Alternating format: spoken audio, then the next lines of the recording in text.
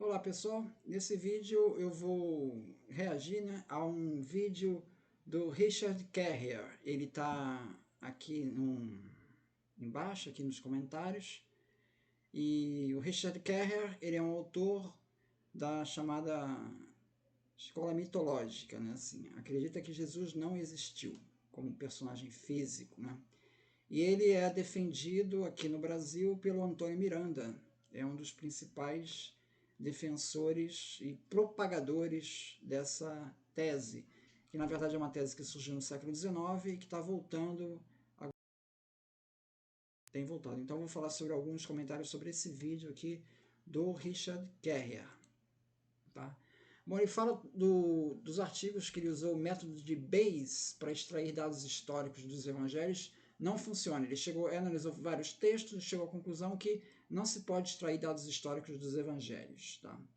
Então, os evangelhos, como tal, eles devem ser abandonados para você construir o Jesus histórico. Se você quer construir Jesus histórico, você não deve partir dos evangelhos. Bom, esse método de Bayes, ele não é reconhecido aí pelos historiadores aí como um método de se fazer história, tá? Esse é um primeiro ponto. E o segundo é, se você extrai os 4 evangelhos canônicos para contar a história do cristianismo, na sua origem, é o mesmo que você extrair o Corão para contar a história da origem dos muçulmanos, ou os Vedas dos hindus. Quer dizer, não tem sentido isso. Como é que você vai tirar os 4 evangelhos para contar a história de Jesus?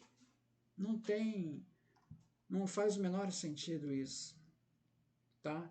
É óbvio que se você tira os 4 evangelhos e quer reconstruir Jesus, você vai reconstruir uma imagem bizarra de Jesus. É óbvio. Então a base conceitual já está errada.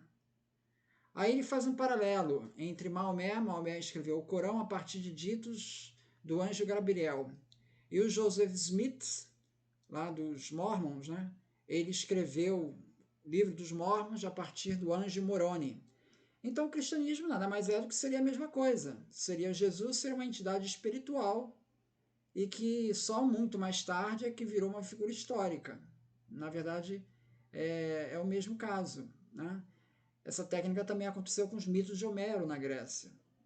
Bom, cara, como é que ele está querendo comparar cristianismo com os mormons, cara? Você está querendo dizer que os dois... Não, vamos lá, os mormons. Livro dos Mormons. São placas de ouro que a gente não tem mais nenhum vestígio, que elas sumiram.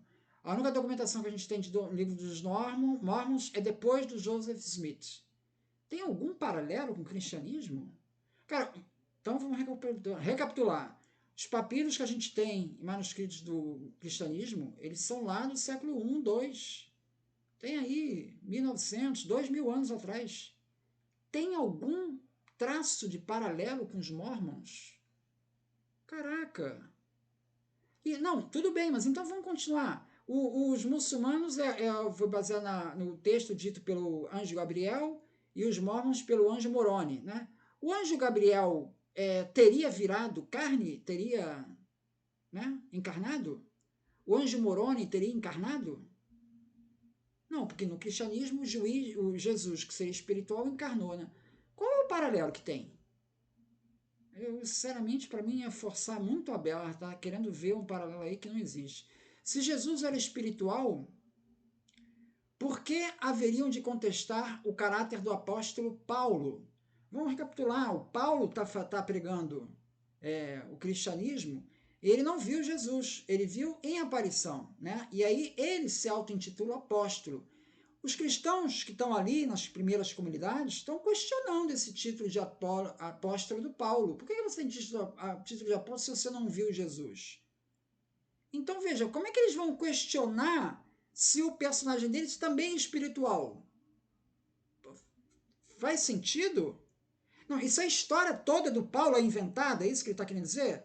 Então como é que eles iam inventar isso? Questionar o... Não faz sentido, cara.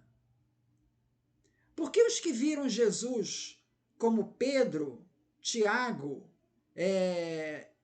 e João, eles são chamados de colunas da igreja, em Gálatas 2,9. Colunas é sólido, coisa sólida.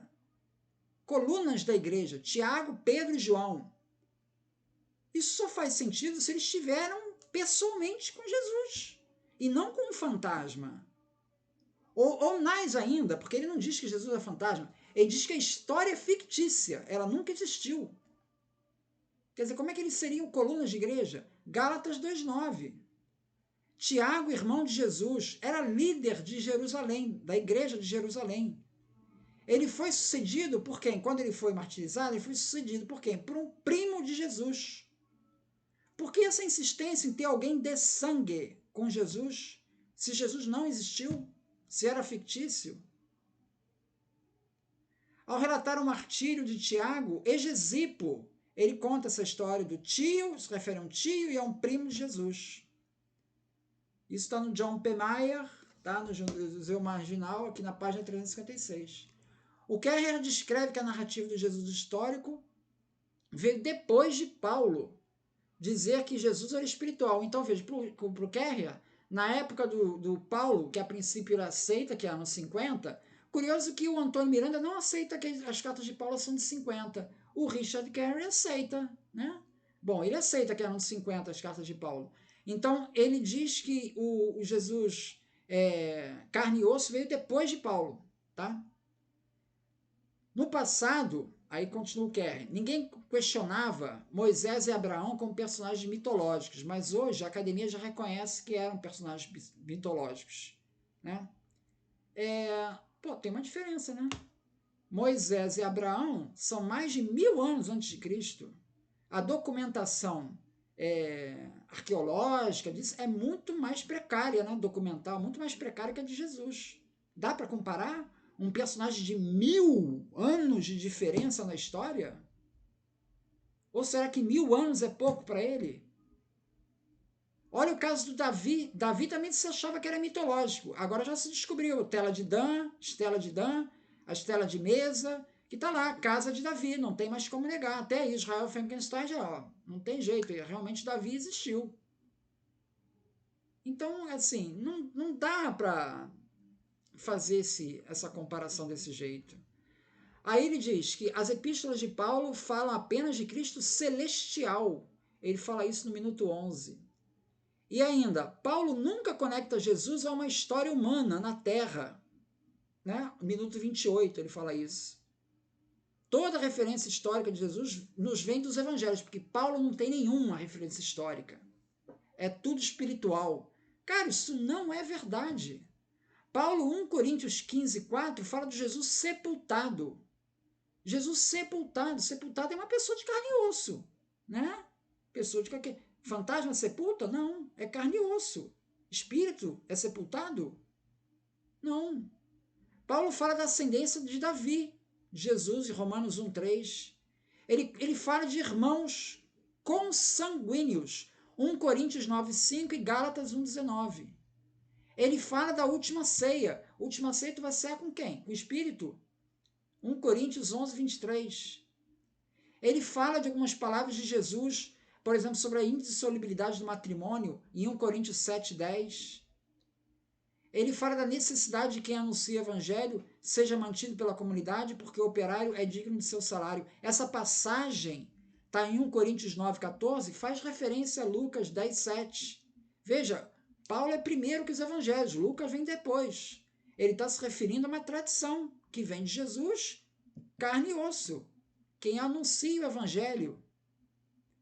Paulo conhece as palavras de Jesus na última ceia, 1 Coríntios 11, 24. E também conhece o Jesus crucificado. Essas são referências diretas e palavras de fatos de vida de Jesus.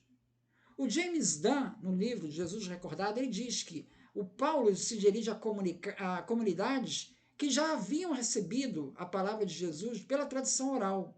Então, por isso é que ele trata de questões específicas das comunidades. Ele não tem a proposta de fazer uma história de Jesus, nem dar um relato histórico de Jesus, porque isso eles já teriam recebido dessa tradição oral. É essa a explicação que ele dá para não ter muitas referências históricas a Jesus. Aí ele diz assim, não temos evidência extrabíblica que corrobora o Jesus histórico. Pô, a gente tem Tácito, tem Suetônio, tem Joséfo. Aí ele diz, todos os evangelhos se baseiam em Marcos. Isso diz no minuto 12. Bom, não é isso que a crítica textual aí diz, né? Porque dizem, né? Está dito aí, é que os evangelhos eles são baseados em Marcos, no evangelho Q e na tradição oral. Ver o livro do James Dunn, Jesus Recordado. Aí ele fala assim, os 80 anos que se seguiram à morte de Jesus, que seria de 30 a 110, né? Não foram convenientemente preservados na história. No minuto 13 ele fala isso. Como não foram os evangelhos escritos? Como não foram, se os evangelhos foram escritos nessa época? Os evangelhos foram escritos depois dos anos 70. A carta de Paulo foi escrita em 50. Ele mesmo falou que foi escrita em 50. Os Atos dos Apóstolos. Inácio de Antioquia, ele viveu de 35 a 108. Clemente I, de 35 a 100.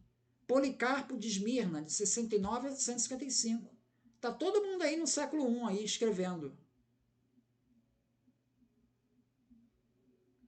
Então, um aspecto deve falar, o fato de ter poucos escritos, né? Isso James Dunn observa que nesse momento em que o cristianismo está começando, a mensagem está sendo pregada principalmente para as primeiras comunidades, eram pessoas, na maioria, analfabetas, e de uma cultura oral. Então não havia essa tradição de ficar escrevendo, se evangelizar pela escritura. A evangelização era feita boca a boca, pela tradição oral.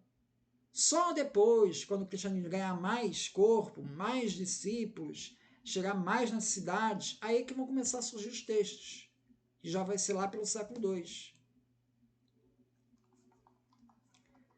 Carrier argumenta que existe muita fraude no Novo Testamento, com dezenas de evangelhos entre o século II, e essa é a forma normal do cristão escrever. Pô, peraí, minuto 14 ele fala isso.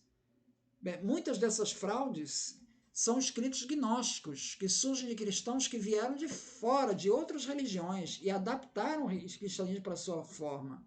A igreja não incentivou essas fraudes, pelo contrário, ela detetou muitas dessas fraudes e começou a formar um canon, uma lista de livros considerados, né, autênticos, né, sagrados. Então, a ideia de que o cristão deliberadamente fraudou, parece que está distorcendo um pouco a história, né? Está ignorando o cânon das escrituras. Bom, aí ele fala que antes de Jesus havia vários deuses que morriam e ressuscitavam: Osíris no Egito, Adonis na Síria, Rômulo em Roma, Iana na Suméria, Zalmoxis na Trácia. E ele chama a atenção que Mitra não é um exemplo, porque ele não é um deus que morre e ressuscita, apesar de ser muito citado na internet. Então, se Jesus existisse, ele seria uma exceção incrível. Bom, a questão isso não negaria a historicidade de Jesus. Isso já é um outro tema, é a questão da divindade de Jesus, né? Uma coisa que está se discutindo aqui é a historicidade. A historicidade é outra questão, né? 2 Pedro 1,16 ele diz: porque não vos fizemos saber a virtude e a vinda do nosso Senhor Jesus Cristo, seguindo fábulas artificialmente compostas, mas nós mesmos vimos a sua majestade. Aí ele chama a atenção o seguinte, que você veja que 2 Pedro, segunda carta de Pedro 1,16, ele está dizendo que a mensagem de Jesus não é uma fábula artificialmente composta. O detalhe é que esse texto 2 Pedro, segunda carta a Pedro, ele não foi escrito por Pedro, provavelmente, foi escrito mais tarde. Então, o texto é uma resposta a outros cristãos gnósticos que diziam que Jesus era um mito. O fato é que, para provar que Jesus era histórico, o autor teve de forjar uma carta. O vestígio de tal seita dos gnósticos foi apagado da história, diz no minuto 23. Quer dizer, na verdade, o vestígio dos gnósticos não foi apagado da história. Eles são citados pela obra de Ireneu, no Contra Heresias, e mais recentemente pelos textos gnósticos de Nag Hammadi. Tá? Então, tem aí uma imprecisão aí dele aí. A ascensão de Isaías fala de um Jesus como não sendo um personagem histórico. Contudo, a terceira parte da ascensão de Isaías descreve a viagem de Isaías através dos 7 céus e fala da vida, morte e ressurreição de Jesus Cristo. Então, a ascensão de Isaías tem uma referência a Cristo, carne e osso. Como é que ele ignora isso? Agora, é interessante o seguinte, quando ele cita esse texto apócrifo, a ascensão de Isaías, ele não diz que esse texto possivelmente tem interpolações. Para esse, ele não chama atenção.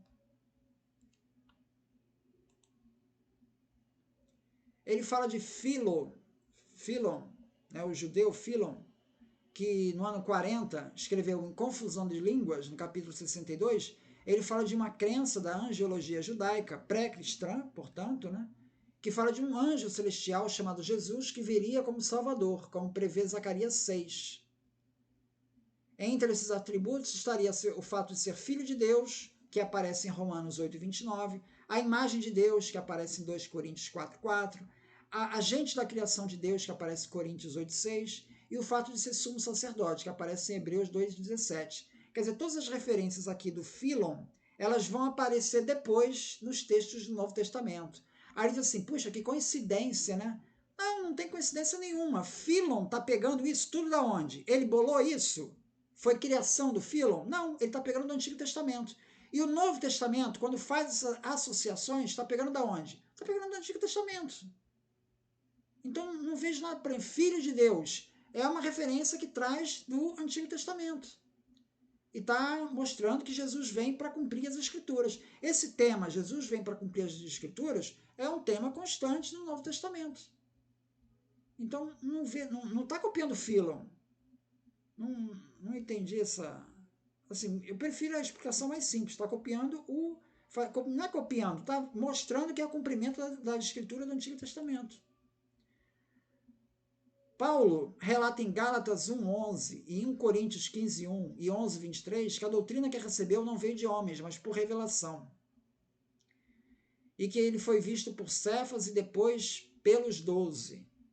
Né?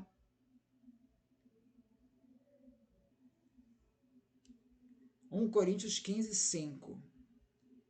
Aí ele diz que nessas passagens... Paulo está dizendo que Jesus só apareceu, e aí ele pega lá o verbo em grego, ele só apareceu depois de ter sido morto. Então é a primeira vez para Paulo, isso na visão do Kerrer, que as pessoas veem Jesus é depois da ressurreição, segundo Paulo. Caramba, mas Paulo não diz que ele foi sepultado? Não aparece no versículo anterior, 1 Coríntios 15:4. Lê o versículo anterior. Diz que Jesus foi sepultado. Se foi sepultado, Jesus morreu, né? Então, o que foi sepultado então? Foi um espírito? Como ele teria sepultado? As pessoas não viram. Quer dizer, é muito forçado isso. Aí ele continua batendo nessa tecla. Não há uma passagem em Paulo que Jesus interage com pessoas. Ele diz no minuto 32. Pô, lê aí 1 Coríntios 11:23. Está dito, porque eu recebi do Senhor o que também vos ensinei, que o Senhor Jesus, na noite que foi traído, tomou o pão e, tendo dado graças, partiu, dizendo, tomai e comei, isso é o meu corpo, que é dado por vós, fazei em memória de mim. Fazei em memória de mim. Memória. Memória para quê? Para recuperar a história. Todas as passagens de Paulo, quer dizer, cara, e essa passagem aí? Ele está interagindo com quem, Jesus? Fazendo uma ceia. Não está interagindo com pessoas. Era todo mundo fantasma naquela ceia.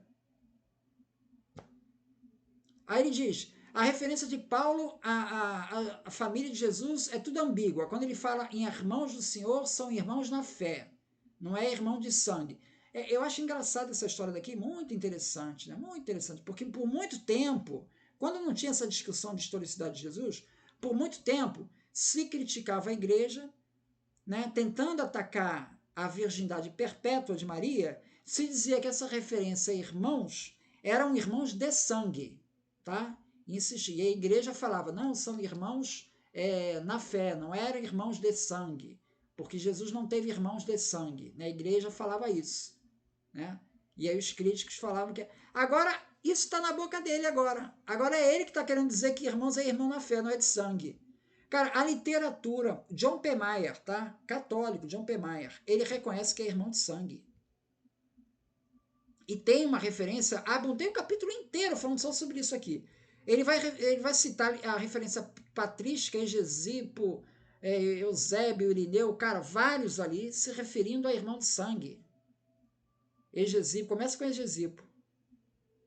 Então, como é que não tem? Como é que é ambíguo? Paulo diz Jesus nascido de Davi, o que é diferente de ser descendente da semente de Davi. Caraca!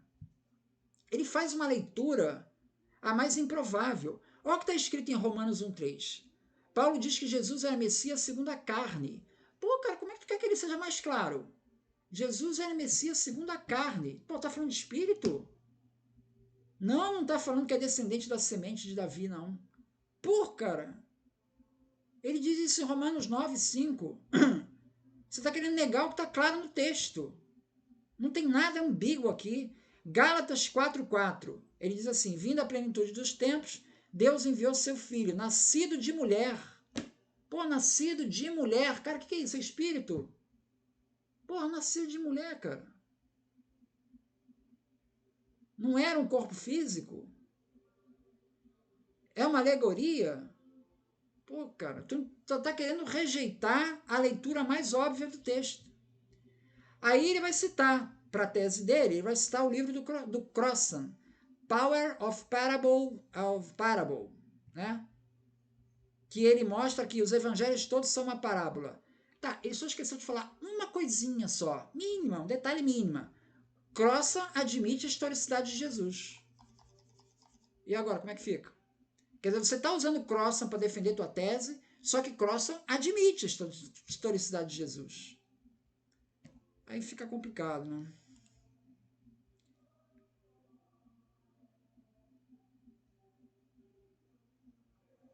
Essa questão não há, tudo é alegórico, né? Não há, tudo, a intenção é ser tudo alegórico, não tem nenhum evento histórico ali. Mas se não tem evento histórico, por que Lucas, capítulo 2,2, fala esses episódios aconteceram no reino de Quirino? Por que se faz referência a personagens históricos que existiram? Herodes na Judéia, Pôncio Pilatos. Por que citar personagem histórico se a passagem toda é alegórica? Não faz sentido isso. Então ele fala do Tácito do Joséfo, diz que são interpelações. Eu tenho outro vídeo aqui que fala do Joséfo, né, que mostra que não, tem um núcleo autêntico ali. Tá? E no final ele compara o cristianismo com o caso Rothschild, do disco voador. É a mesma coisa. Eu falei, porra, cara. Caraca. Você quer dizer que a base documental do cristianismo é a mesma do caso Rothschild? Porra. Não dá, cara. É muito forçada toda a coisa.